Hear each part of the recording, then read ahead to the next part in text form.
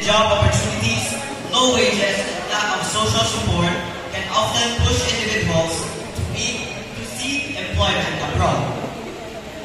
Most people in our country barely have the minimum income, while some are even jobless and poor.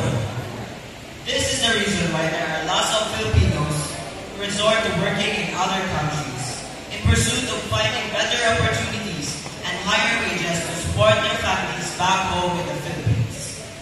Filipinos who work overseas are called OFWs, meaning Overseas Filipino Workers. Deciding to leave your home and family just to work is already hard enough, and to live as an OFW doesn't make things easier. Once abroad, OFWs encounter various difficulties, including cultural and language barriers, immigration issues, discrimination, and exploitation. Many endure long working hours, unsafe working conditions, and even abuse from their own employers. Separation from family and homesickness can also affect their well-being.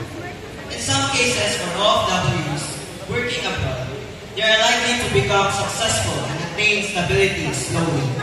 Although there is success for OFWs, failure and abuse are seen more, especially nowadays.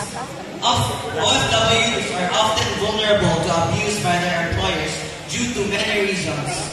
To begin with, the power dynamics in employer to OFW relations are often unbalanced, with employers holding significant authority over migrant workers who may feel dependent on their jobs for financial support and fear retaliation if they speak out against mistreatment.